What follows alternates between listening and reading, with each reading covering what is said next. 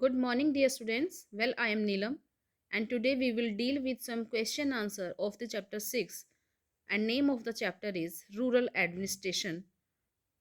So, let's start. For today, our first question is what is the work of the police? Police का क्या काम होता है? देखो, कोई भी रूरल एडमिनिस्ट्रेशन है, चाहे वो अर्बन एडमिनिस्ट्रेशन है। मैंने आपको रूरल और अर्बन का मीनिंग कल की वीडियो के अंदर अच्छे से क्लियर किया था। आई होप आप समझ पा रहे होंगे। रूरल होता है जो किसी गांव से, विलेजेस से रिलेटेड होता है। ठीक है। तो पुलिस का क्या काम है? पुलिस जो मेंटेन करती है पीस एंड ऑर्डर को, यानी कि शांति और व्यवस्था बनाए रखती है। आपको पता होगा कि आजकल बहुत से नोटी एलिमेंट्स हैं, शरारती तत्व होते हैं हमारी सोसाइटी के अंदर। तो वो थोड़ा उनको डर होता है पुलिस का, जिसके कारण वो इतनी ज़्यादा मतलब कि मिसबिहेव नहीं कर सकते हैं सोसाइटी के अंदर। उनको पता है कि पुलिस जो है एक्शन में आ जाएगी। तो पुलिस का सबसे पहला काम क्या है कि to maintain peace and order. Next आ जाता है कि जो पुलिस है वो लाइव ऑफ पीपल और उनके मटेरियल को प्रोटेक्ट करती है। ठीक है। हमारी लाइफ की सेफ रहती है बिकॉज ऑफ पुलिस। हमारा जो भी हमारी वेल्थ है, हमारी प्रॉपर्टी है, वो सेफ रहती है। पुलिस में हम एफआईआर करवा सकते हैं, हम कंप्लेन कर सकते हैं। अगर ऐसा कुछ मिस हैपनिंग हमारे साथ हो जाती है, हमारी कुछ चोरी वोरी हो जाती है, तो हम पुलिस के पास ही जाते हैं ना। तो पुलिस हम प्रोटेक्ट करती है हमारी लाइफ को, हमारे मटेरियल को। इसके बाद नेक्स्ट आता है police registers reports about criminals. देखो, अगर कोई मतलब कंप्लेन जाती है पुलिस के पास, तो पुलिस उन रिपोर्ट्स को अपने रजिस्टर में फाइल करती है। एफआईआर करवाते हैं ना हम, अगर हमारे साथ कुछ गलत हो जाता है तो। और उसके बाद पुलिस सिर्फ उनको फाइल ही नहीं करती है एफआईआर को, उनकी इन्वेस्टिगेशन भी करती है कि ये कंप्लेंट सही हैं या गलत हैं। ठीक है। तो police investigates the complaints registered in the police stations and arrest the criminals. और अगर उन कंप्लेंट्स को सही पाया जाता है तो फिर जो पुलिस है उन क्रिमिनल्स को अरेस्ट भी करती है और फिर कोर्ट के सामने पेश करती है। तो ये हैं पुलिस के काम। तो फर्स्ट हमने क्या किया कि पुलिस जो है हमारे मटेरियल को, हमारी लाइफ को प्रोटेक्ट करती है, पीस एंड ऑर्डर मेंटेन करती है, रिपोर्ट्स फाइल करती है। रिपोर्ट्स फाइल होने के बाद उन मतलब एक्शन लेती है, इन्वेस्टिगेट करती है जो रजिस्टर्ड हुई है कंप्लेन। और मतलब जो जिसके अगेंस्ट केस फाइल हुआ है उस क्रिमिनल को अरेस्ट भी पुलिस ही करती है। तो ये सभी काम हैं किसके? पुलिस के। इसके बाद हमारा नेक्स्ट क्वेश्चन है list two things that the work of A Patwari includes. देखो, पटवारी के बारे में हमने पढ़ा था कि गांव में जो पटवारी होता है वो मेनली एक तो रिवेन्यू कलेक्ट में अपना वर्क करता है, और दूसरा जो रिकॉर्ड्स होते हैं ना, लैंड रिकॉर्ड्स होते हैं, उनको मैनेज करता है। ठीक है। अप टू डेट रखता है उन रिकॉर्ड्स को। तो क्वेश्चन फॉर्म में हम उनको कैसे लिखेंगे? फर्स्ट वर्क क्या है पटवारी का? Patwari measures land and keep its record. Land को मेजर्स करता है और उनके रिकॉर्ड को संभाल के रखता है। सारा इसके लिए रिस्पॉन्सिबिलिटी पटवारी की होती है। सारे रिकॉर्ड होते हैं लैंड से रिलेटेड, पटवारी के पास किसकी ज़मीन है, कहाँ से कहाँ तक है। और इवन जो सेलिंग एंड परचेजिंग होती है ना लैंड की, तो उसको उसके रिकॉर्ड्स भी अप टू डेट करना पटवारी का ही काम है। नेक्स्ट आ जाता है कि पटवारी लैंड रिवेन्यू कलेक्ट करता है फ्रॉम द फार्मर्स। रिवेन्यू का मैंने सिंपल मीनिंग बताया था आपको। रिवेन्यू का मीनिंग होता है टैक्स। तो लैंड से रिलेटेड जो रिवेन्यू है, टैक्स है, उसको कलेक्ट कौन करता है? पटवारी। तो ये मेन काम होते हैं पटवारी के। पटवारी के बाद हम बात करते हैं तहसीलदार की। तहसीलदार क्या काम करता है? देखो, तहसीलदार के अंडर होते हैं सभी पटवारी। ठीक है। तहसील के जितने भी पटवारी हैं, जितने भी विलेजेस के अंदर, उन सब के वर्क को सुपरवाइज करने की ड्यूटी है तहसीलदार की, कि ये अपना काम ढंग से कर रहे हैं या नहीं कर रहे हैं। तहसीलदार ये भी नोटिस करता है कि जो फार्मर्स हैं, क्या उनको उनके रिकॉर्ड की कॉपी इजीली मिल रही है। Tehsildar also notice that the farmers get copy of their record easily. इसके बाद नेक्स्ट है तहसीलदार इशू करता है कास्ट सर्टिफिकेट। ये भी उसका एक मेन वर्क है, उसकी रिस्पॉन्सिबिलिटी है कास्ट सर्टिफिकेट को इशू करना स्टूडेंट्स के नाम पर।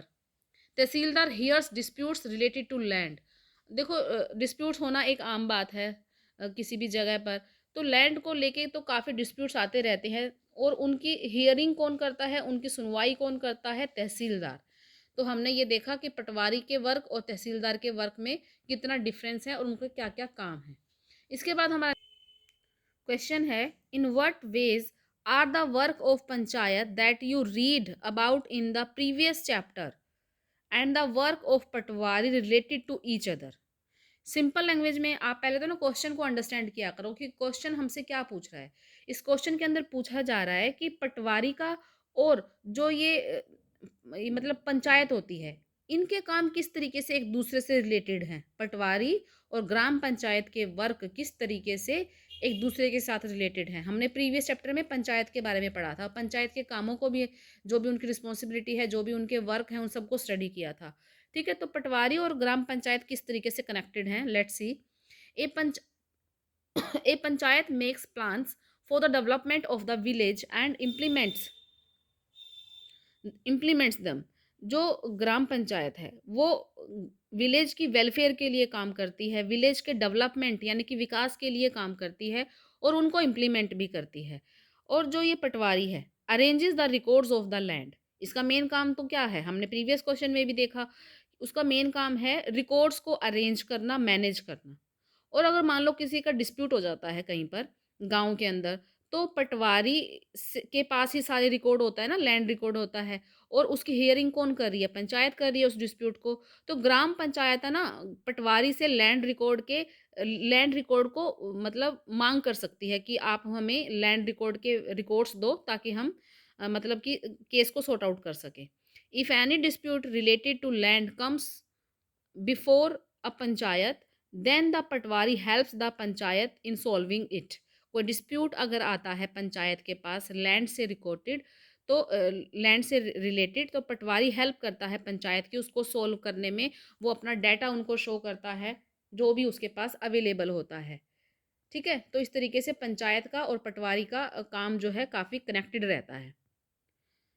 नेक्स्ट है एक प्रैक्टिकल वर्क दिया हुआ है इसके अंदर आपको कि visit a police station and find out the work that the police have to do to prevent crime and maintain law and order in their area, especially during festival, public meetings, etc. Suppose करो कि कोई गांव है, village है, वहाँ पर festival है कोई, या कोई पब्लिक मीटिंग है, तो इन दैट केस पुलिस की क्या ड्यूटी बनती है, किस तरीके से वो लॉ एंड ऑर्डर को मेंटेन करती है। ठीक है, कि वहाँ पर क्राइम ना हो, पुलिस किस तरीके से अवेयर हो जाती है, पुलिस क्या क्या चीज़ों को मतलब नोट डाउन करती है।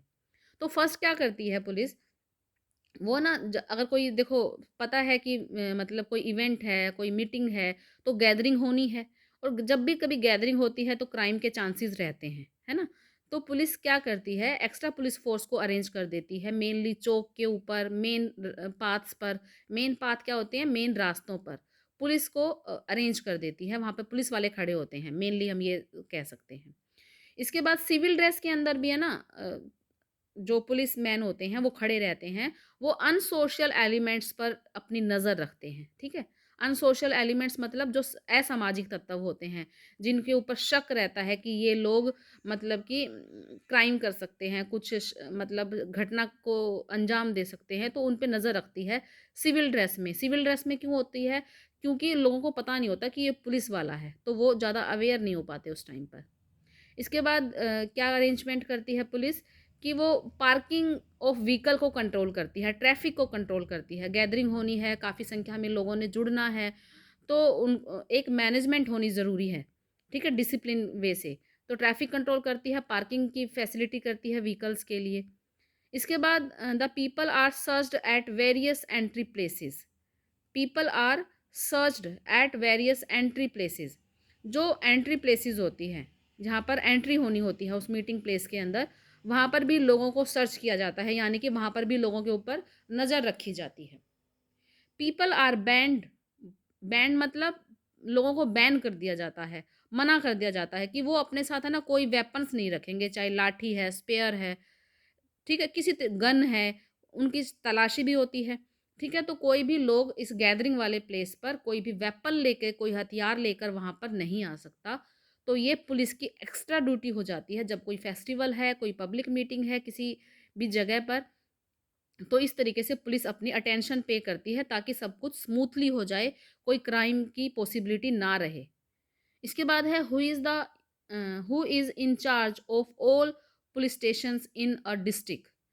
जो पुलिस स्टेशन होते हैं जितने भी पुलिस स्टेशन है, मान लो हमारा फतेहाबाद डिस्ट्रिक्ट है, हमारा फतेहाबाद भी एक डिस्ट्रिक्ट है ना, तो इस फतेहाबाद डिस्ट्रिक्ट के अंदर जितने भी पुलिस स्टेशन हैं, इन सब का इंचार्ज कौन होता है? तो वो होता है सीनियर सुप्रिटेंडेंट ऑफ पुलिस। इसको बोलते हैं एसपी। एसपी बोलते हैं ना, एसपी। एसपी मतलब इसकी फुल फॉर्म क्या है? Senior superintendent of police is the in-charge of all police station in a district. Okay, इसके बाद हमारा क्वेश्चन आ जाता है कि how do women benefit under the new law. देखो, एक 2005 के अंदर एक अमेंडमेंट होता है। अमेंडमेंट क्या होता है? एक संशोधन होना हमारे कॉन्स्टिट्यूशन के अंदर, और एक नया एक्ट ऐड किया जाता है, उसका नाम है new Hindu succession amendment act 2005। इसके अंडर क्या होता है कि जितने भी फैमिली मेंबर्स हैं, चाहे वो सन है, डॉटर है, मदर है, सबको इक्वल राइट है कि वो प्रॉपर्टी में अपना शेयर ले सकते हैं। और ये इसके कारण क्या होता है? This law could be implemented in all states and union territories. हमारे जितने भी स्टेट्स हैं, जितने भी यूनियन टेरिटरीज हैं, सब में ये एक्ट इम्प्लीमेंटेड है। और इसका क्या होगा? The women's conditions would be improved with the implementation of this law. अब इससे क्या होगा कि जो वुमेन है उनकी कंडीशन में सुधार होगा इस लॉ के कारण। The daughter who was considered the member of another family after marriage, this thinking would be changed. अब है ना, ये थिंकिंग चेंज हो गई है। पहले क्या कहते थे कि जो बेटी है ना, अब उसकी शादी हो गई है तो वो अब दूसरी फैमिली का हिस्सा बन गई है, तो उसको ना प्रॉपर्टी में कोई भी शेयर नहीं था, उसको कोई हिस्सा नहीं मिलता था।